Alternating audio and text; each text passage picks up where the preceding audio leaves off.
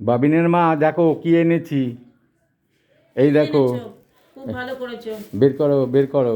খুব ভালো দেখো করেছো। আজকে তো বছরের শেষ, আবার আগামীকাল ভালো হচ্ছে ইংরেজি শুভ নববর্ষ। তার জন্য কি এনেছি দেখো, ইলিশ ইলিশ মাছ এনেছি, তারপরে রুই মাছের মাথা এনেছি, তারপরে এই যে এই যে খাসির মাংস, আমরা দুজন তো অল্প করে এনেছি, আর রুই মাছের মাথা দুটো কেটে এনেছি, ঢেলে দেখাই আর আর এই একটা গোটা ইলিশ এনেছি। তরুণের দাদার দোকান থেকে এনেছি, বললো তো ইলিশটা ভালোই হবে। বললো যে কাঁচা ইলিশ, কাঁচা ইলিশ মানে অনেক ইলিশ তো সে বরফ দিয়ে রেখে দেয়, পরে বের করে বিক্রি করে। বলে না, এটা ডায়মন্ড হারবারের ইলিশ, খাবেন ভালো লাগবে। তাই গোটা ইলিশটাই আনলাম। আর এই মাছের মাথাটা কেটে এনেছি। মাছের মাথা কী দিয়ে খাবো সেটা আপনাদের দেখাচ্ছি। এই যে এই যে বাঁধাকপি, বাঁধাকপিতে মাছের মাথা দিয়ে তরকারি হবে। আর খাসির মাংস, ইলিশ মাছ, আর অনেক দাম হবে। হ্যাঁ, আর এই মাছের মাথা দিয়ে বাঁধাকপি হবে। আর আমি তো খুব শাক ভালো খাই, এই জন্য লাল শাক এনেছি। এই যে লাল শাক এনেছি, দু আটি এনেছি। এক আটি আনতাম, বললো দু আটি নিন, 15 টাকা হবে, এই জন্য দু আটিই আনলাম। বছর শেষের বাজার।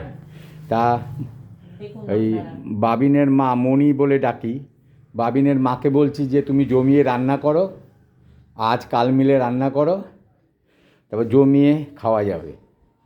মানে শুভ নববর্ষ, ইংরেজির যে শুভ নববর্ষ সেটা উপভোগ করা যাবে। ইলিশ মাছটা দেখে ভালোই লাগছে, ডিম আছে, আর মনে হচ্ছে ভালোই হবে। আচ্ছা, তো তুমি চাপ নেবে না, বুঝলে? আজকাল মিলে রান্না করবে আইটেমগুলো, তারপরে ইলিশ দিয়ে তোমার যেটা ভালো মনে হয় রান্না করবে। আর খাসির মাংস, হ্যাঁ খাসির মাংস, আর ওই রুই মাছের মাথা দিয়ে এটা, আর কিছু রুই মাছের মাথা রেখে দিও, ওই দিয়ে আমরা খাবো। না, ইলিশ মাছের মাথা দিয়ে খাবো মুগ ডাল, সে পরে হবে।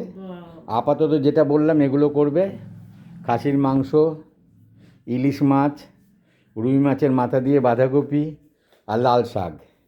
ও হ্যাঁ হ্যাঁ, টমেটো এনেছি একটু, অল্প করেই টমেটো এনেছি, আমরা দুজন তো। আর টমেটো চাটনি করবে, এই যে টমেটো চাটনি করবে, আর পাঁপড় তো রাখাই আছে, পাঁপড় ভাজবে। তাহলে বেশ খাবারটা বেশ জমে যাবে। ঠিক আছে, চাপ নেবে না, আস্তে আস্তে করো।